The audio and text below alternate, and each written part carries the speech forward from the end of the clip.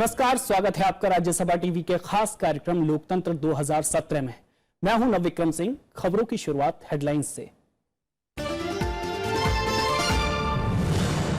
उत्तर प्रदेश में थमा 7वें दौर का प्रचार, आखिरी वक्त तक दिग्गजों ने झोंकी ताकत, जनसंपर्क का सिलसिला शुरू।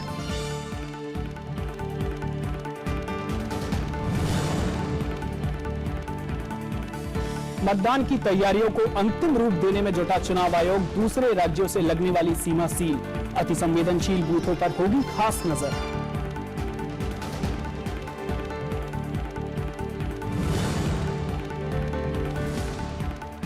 मणिपुर में दूसरे चरण का प्रचार पूरा, राज्य की 22 सीटों पर बुधवार को मतदान। मैदान में मुख्यमंत्री इरोबी सिंह समेत 98 उम्मीदवार।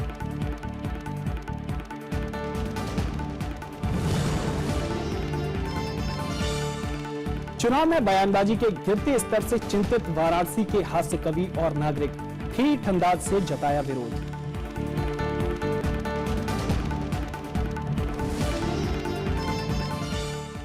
शुरुआत उत्तर प्रदेश के चुनाव से जुड़ी खबरों के साथ।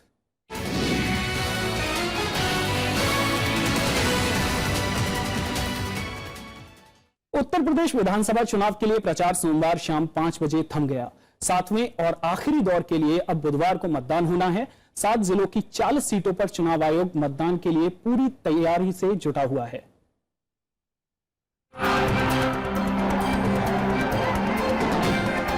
सरकार का बहुत पैसा लगा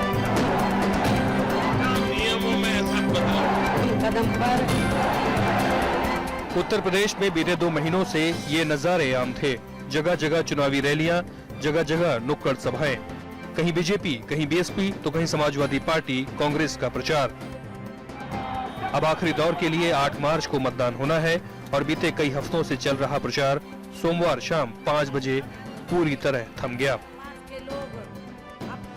आखिरी मौके तक सभी पार्टियों ने चुनावी मैदान में पूरा जोर लगा दिया। अब उत्तर प्रदेश मतदान के आखिरी कगार पर पहुंच चुका है और 8 मार्च के मतदान के साथ ही प्रदेश में वोटिंग का काम मुकम्मल हो जाएगा। प्रदेश के आखिरी दौर में 7 जिलों की 40 सीटों पर 535 उम्मीदवार मैदान में हैं, जिनमें बीएसपी सभी 40 सीटों पर चुनाव लड़ रही है।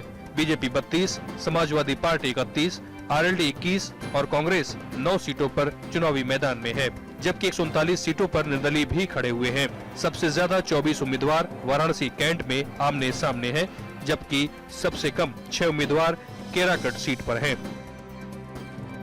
प्रचार का शोर थमने के साथ ही अब बचे आखिरी चंद घंटों में उम्मीदवार घर घर जाकर वोट मांग रहे हैं।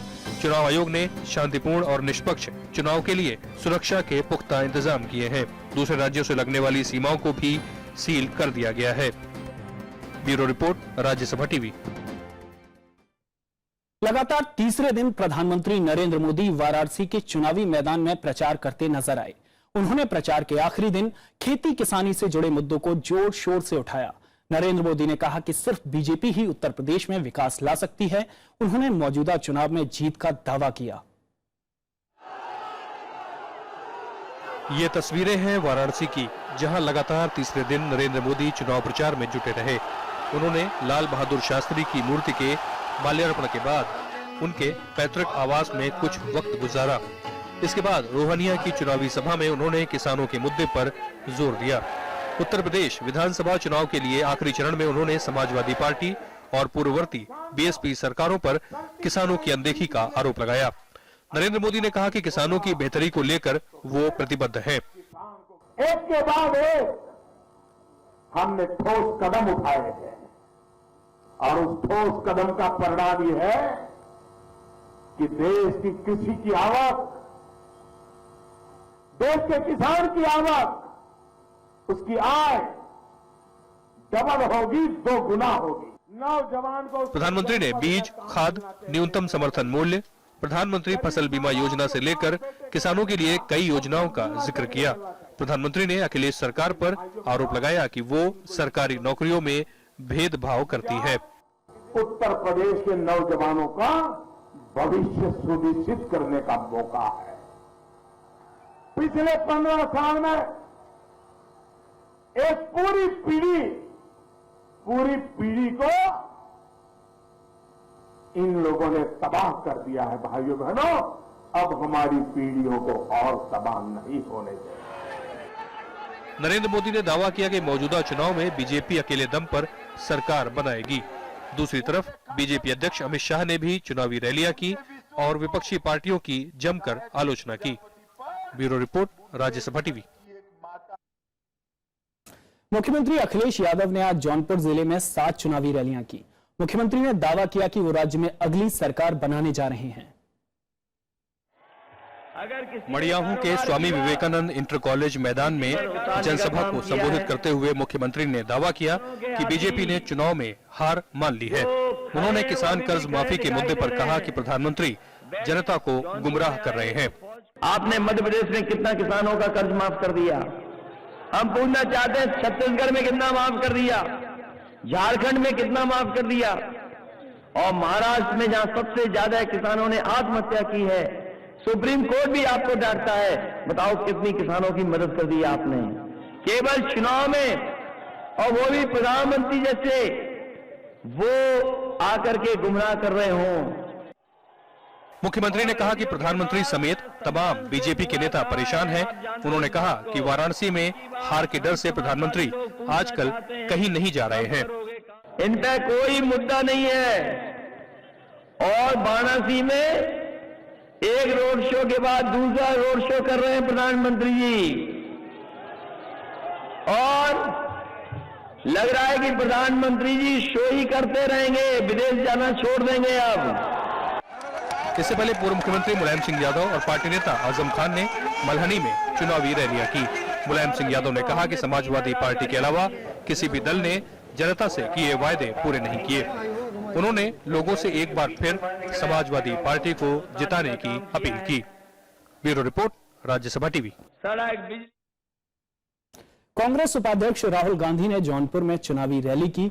इस मौके पर कांग्रेस उपाध्यक्ष ने कहा कि उत्तर प्रदेश में बीजेपी चुनावी दौर से बाहर है।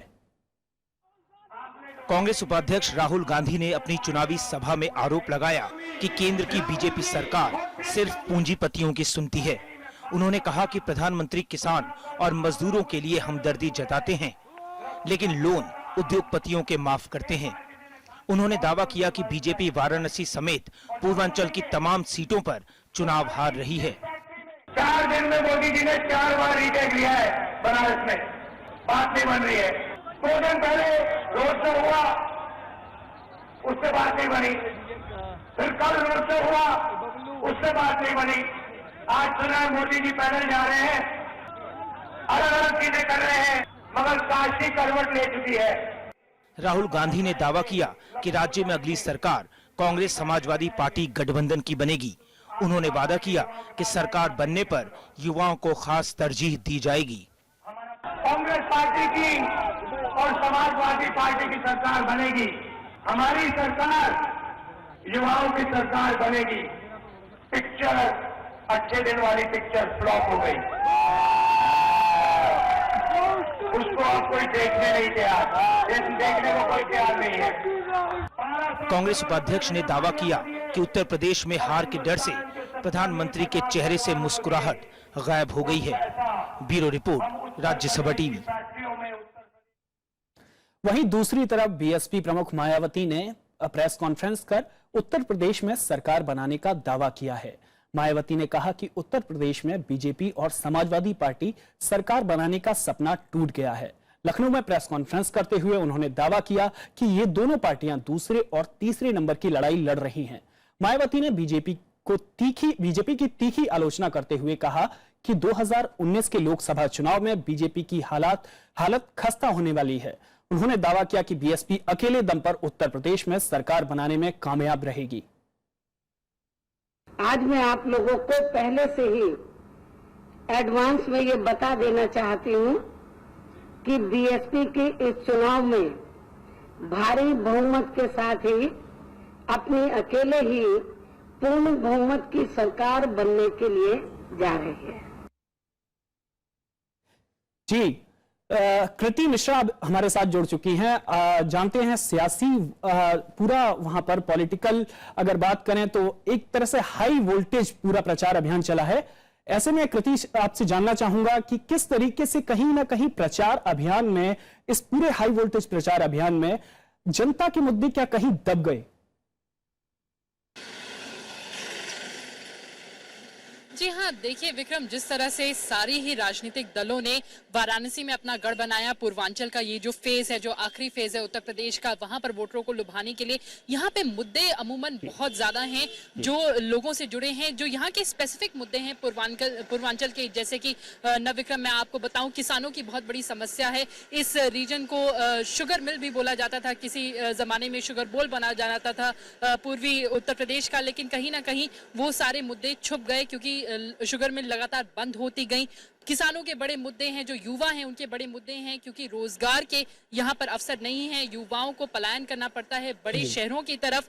वाराणसी की अगर मैं बात करूं, बहुत हाई प्रोफाइल कंस्टिट्यूएंसी रही है, क्योटो बनाने का इसको सपना देखा गया है, लेकिन अगर हम यहाँ की भी बात करें तो जो ट्रैफिक की समस्या है, जो सीवेज की समस्या है, जो रोड की समस्या है, सारी समस्या अमूमन दिख रही हैं। तो कहीं ना कहीं जाति और धर्म के आधार पर ये जो पूरा इलेक्शन कैंपेन चला है, उनमें ये जो बुनियादी मुद्दे हैं वो हाशिए पर जाते हुए दिखते हैं। जी नवविक्रम। जी शुक्रिया कृति, हमसे बात करने के लिए। अब बात करेंगे मणिपुर चुनावों की।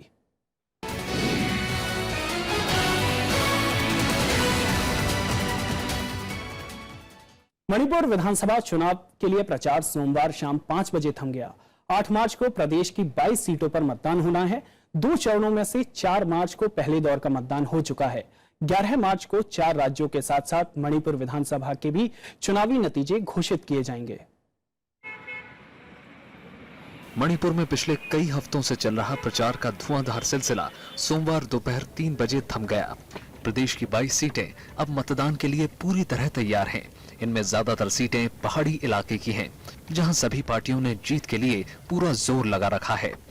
मैदान में सत्ताधारी कांग्रेस, बीजेपी, एनपीएफ और वाम दलों समेत कुल 98 उम्मीदवार दावेदारी पेश कर रहे हैं।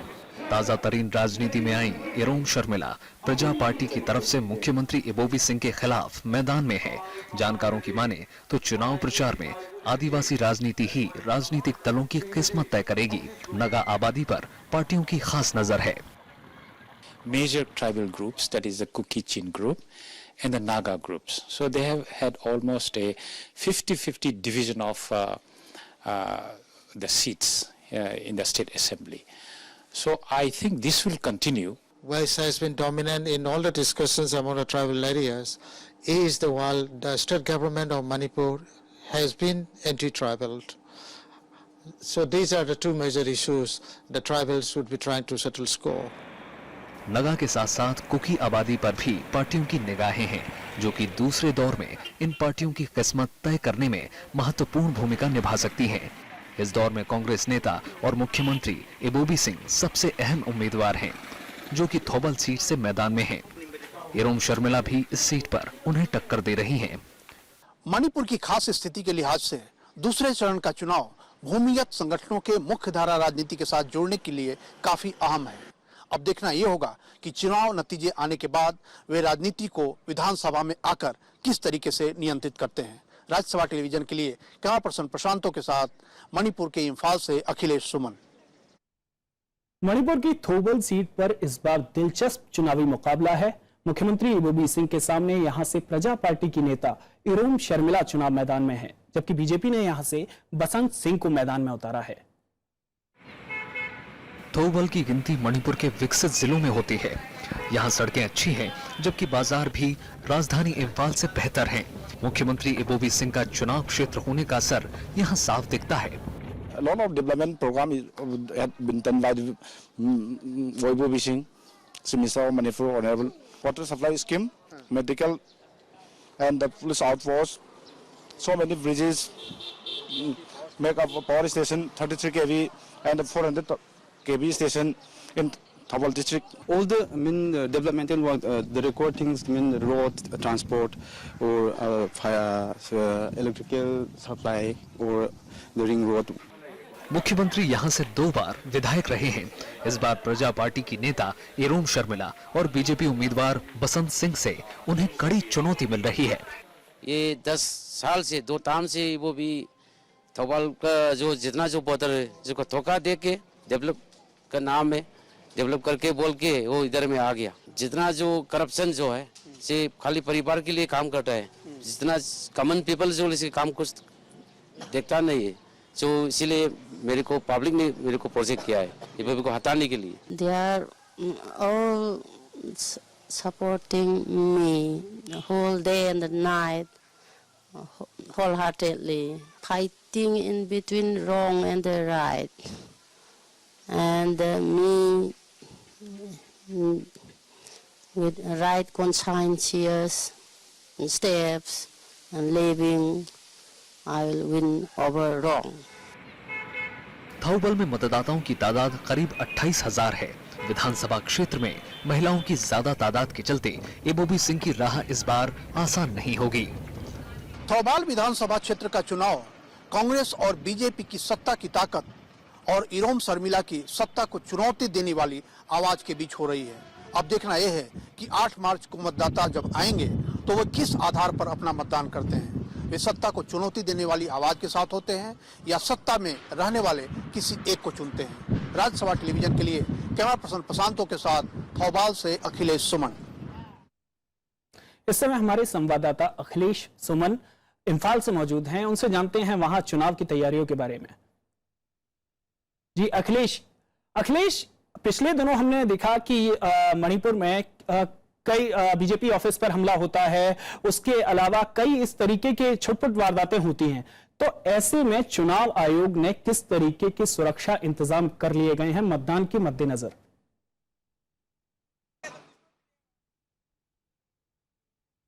देखिए नवविक्रम, ये जो वारदातें हैं, हमले होने वाली वारदात जो ऑफिस पे आप कह रहे हैं, यह बहुत ही छोटी घटना है। ऐसी घटनाएं बहुत जगह होती रहती हैं, लेकिन मणिपुर जिस कारण से जाना जाता है वह कारण है यहाँ के जो उग्रवादी संगठन है वो चुनौतियां देते हैं, वो लोगों को उकसाते हैं कि वो चुनाव में न जाएं, वो दबाव बनाते हैं कि चुनाव में बिल्कुल भाग न लें, किसी पार्टी को दें किसी पार्टी को न दें। लेकिन इस बार स्थिति बिल्कुल ही विपरीत है। अभी देखा होगा, आपने सुना होगा कि यूनाइटेड नागा काउंसिल जिसने ब्लॉकेट किया है, उससे जब हम मिले थे तो उन्होंने बोला था कि चुनाव के बारे में हमने कोई स्थिति अभी अपने साफ नहीं की है, चुनाव हमारे लिए महत्वपूर्ण नहीं है। लेकिन अभी 5-7 दिन पहले, जो पहले चरण के चुनाव के कुछ दिन पहले, उन्होंने घोषणा की कि कांग्रेस को नगा लोग वोट नहीं करें, कांग्रेस को हराने के लिए कोशिश करें। उसी तरह कुछ कुकी संगठनों ने भी चुनाव में भाग लेने के लिए लोगों को कहा है कि चुनाव में हम कोई बाधा नहीं डालेंगे। तो यह बहुत बड़ी बात है मणिपुर जैसे जगह के लिए, जहां कितने अलगाववादी उग्रवादी संगठन है उसके बारे में कोई नहीं कह सकता। 50 भी हैं, 60 भी हैं, इस तरह के छोटे छोटे समूहों में काम करते हैं। तो इस हिसाब से देखें तो बिल्कुल ही अभी मणिपुर में शांति की स्थिति है। और पहले चरण के चुनाव में आपने देखा होगा कि पहले चरण के चुनाव में कोई वारदात ऐसी नहीं हुई जिससे लगे कि लोगों को कोई बड़ी घटना हुई है। लेकिन इसके बावजूद लोगों में विश्वास बनाए रखने के लिए चुनाव आयोग ने बहुत ही व्यवस्था ऐसी की है कि अर्धसैनिक बलों की तकरीबन 250 कंपनियां यहाँ लगाई गई हैं और हर बूथ पे कम से कम 5 अर्धसैनिक बलों के जवान हैं जो रहते हैं। उसके अलावा पुलिस के जवान हैं, लाइव स्ट्रीमिंग की व्यवस्था की गई थी।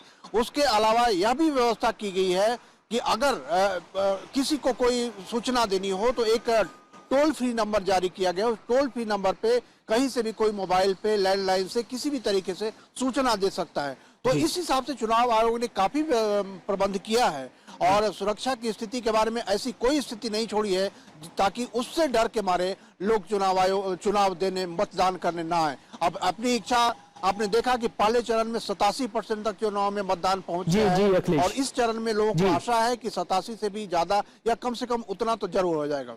बिल्कुल बिल्कुल। शुक्रिया अखिलेश हमसे बात करने के लिए।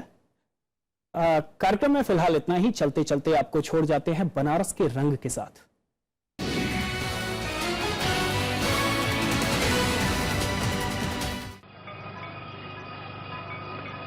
नमस्कार, स्वागत है आप सबका। मैं हूं कवीन सचान और हम मौजूद हैं बनारस में गंगा नदी के तट पर। मेरे पीछे आप देख सकते हैं घाट पर आरती चल रही है और बनारस की पहचान और यहाँ के लोगों की जो पहचान है वो है यहाँ की भाषा और दूसरी बड़ी पहचान है यहाँ का हास्य व्यंग। लेकिन राजनीति की जिस तरीके की भाषा हो चली है इन चुनाव में, यहाँ के लोग खासे चिंतित हैं और वो एक नए अंदाज में, अपने अंदाज में कुछ कहना भी चाहते हैं। बनारस के इसी रंग को हम परखेंगे, देखेंगे और आपके सामने लाने की कोशिश करेंगे। हमारे साथ 3 खास मेहमान हैं सुदामा तिवारी जी हमारे साथ हैं, जिन्हें शान बनारसी नाम से यहां पर जाना जाता है, लंबे अरसे से समझते हैं और अपने अंदाज में आपको समझाएंगे। बहुत बहुत स्वागत है आपका। मेरे साथ हैं गोपाल कृष्ण शुक्ल साहब, जो कि बनारस के घाट, यहां की भाषा और नेताओं की राजनीति, उनकी भाषा को लेकर दर्द भी है और कुछ कहना भी चाहेंगे। आपका भी स्वागत है। विजेंद्र मिश्र हमारे साथ हैं, जो कि युवा कवि हैं, उपनाम दमदार है और उनकी कविताएं, जो कि हास्य व्यंग के जरिए सिस्टम, राजनेता, समाज सभी पर वो लिखते और सुनाते हैं, उसी दमदार अंदाज में आपके सामने रखेंगे। आपका भी स्वागत है। धन्यवाद। शुरुआत में गोपाल जी आपसे, इस शहर में जब चर्चा हो रही है, चारों तरफ मैं देख रहा हूं नेताओं के भाषणों और भाषा को लेकर, क्या है इस वक्त? देखिए साहब, ज्ञान खान अगहान जहां बस शंभु भवानी, सो काशी से ये कसना। इस काशी में ज्ञान है, अथाह ज्ञान है, और भगवान शंकर पार्वती यहाँ साक्षात विराजमान रहते हैं। तो ऐसे काशी का सेवन करना चाहिए, ऐसा तुलसीदास जी ने लिखा है। यहाँ 3 लोग नहीं पाए जाते। यहाँ प्रजा नहीं मिलेगी, यहाँ आपको नौकर नहीं मिलेंगे, यहाँ आपको चेले नहीं मिलेंगे। अगर आप किसी से कहेंगे क्या गुरु, तो वो पलट के जवाब देगा हाँ गुरु। किसी से आप कहेंगे क्या मालिक, वो भी आपसे यही कहेगा क्या मालिक। और किसी को आप कहेंगे क्या राजा, तो आपको प्रजा नहीं कहेगा, वो भी आपको राजा ही कहेगा। और घाट के किनारे सुबह सवेरे हो या शाम हो, जब लोग नहाते हैं तो ये पहचान पाना मुश्किल होता है, बात से, व्यवहार से, कौन अमीर है, कौन गरीब है, कौन कमजोर है, कौन मजबूत है। लेकिन बदलते दौर में राजनीति ने यहाँ की भाषा को भी कलंकित करना शुरू कर दिया है। अब नेताओं की भाषा तो चल ही रही थी गलत, स्थानीय स्तर पर युवा लोगों की भाषा भी काफी प्रदूषित हो गई है। प्रदूषित हो गई है आपका भाषा? बेशक बेशक। सुदामा जी, शान बनारसी साहब, आपके अंदाज में आज के दौर में जो कुछ चल रहा है, मैं चाहूंगा कि आप वो बताएं दर्शकों को। देखिए, ये बसंत ऋतु है, सब पर प्रभाव डालता है बसंत। तो मैंने 4 लाइन लिखने का प्रयास किया है कि चुनावी बसंत की आहट सुन, चुनावी बसंत की आहट सुन, दल मुर्दे सभी हरियाने लगे हैं। कुंवारी बुजुर्ग लठे तो ओलंठ, लुगरी भी बसंती रंगाने लगे हैं। बेटो भतीजों की हो रही खोज, लूले मंजीरे बजाने लगे हैं। ऋतुराज का जादू चढ़ा ऐसा, टूटे पेड़ पे कोपल आने लगे हैं। तो आपने सुना कि किस तरीके से जो यहाँ का अंदाज, बनारसी अंदाज, इसे ठेठ अंदाज कहा जाता है, उसके लिए मशहूर है शहर। उसके बारे का उसमें जिक्र किया सुदामा साहब ने। विजेंद्र हमारे साथ हैं, जो युवा कवि हैं। विजेंद्र, आप युवा हैं और आपसे चर्चा हो रही थी, आपने कहा कि आज की राजनीति, आज के नेताओं को लेकर कई तरह के दर्द हैं। क्या आपका दर्द है और कैसे उसको बयां करना चाहते हैं आप? अभी आप भाषा पे चर्चा कर रहे थे शुक्ला जी से। ये तो है कि राजनीति में भाषा एकदम निम्न स्तर पर पहुंच गई है। मैं समझता हूं 2-4 पंक्तियां मैं इसी मुद्दे पर दे दूं तो अच्छा रहेगा जी।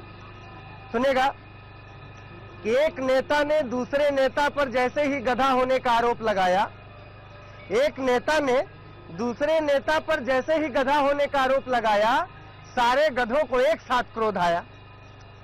गधों के सरदार ने सिर उठाकर समझाया, ढैचो ढैचो ढैचो। गधों के सरदार ने सिर उठाकर समझाया, ढैचो ढैचो ढैचो। लोकतंत्र की गरिमा को सस्ती लोकप्रियता के बदले मत बेचो। गधों के सरदार ने सिर उठाकर समझाया, ढैचो ढैचो ढैचो। लोकतंत्र की गरिमा को सस्ती लोकप्रियता के बदले मत बेचो। अरे हम गधे जरूर हैं, हम गधे जरूर हैं, लेकिन भाषावाद, क्षेत्रवाद, संप्रदायवाद और दंगे फसाद से दूर है। हम गधे जरूर हैं, लेकिन भाषावाद, क्षेत्रवाद, जातिवाद, संप्रदायवाद और दंगे फसाद से दूर है। कृपा करके हमें राजनीति में न घसीटे। लोकतंत्र की पवित्र सरिता को निर्मल बहने दे। आदमी को आदमी और गधे को गधा रहने दे। बहुत खूब, बहुत खूब। आदमी को आदमी और गधे को गधा रहने दे। बहुत खूब, बहुत बहुत शुक्रिया आप सबका, बहुत बहुत शुक्रिया। आप तो हमारे इस खास कार्यक्रम में खासतौर पर बनारस के असली अंदाज, जिसे कहते हैं बनारसी अंदाज को आपने देखा। मैं माफी चाहूंगा कि अगर किसी शब्द के साथ आपको आपत्ति हो या आपको दर्द दिख रहा हो, लेकिन दर्द बनारस का है, इसलिए इसको समझना भी जरूरी है। बहुत बहुत शुक्रिया आप सबका।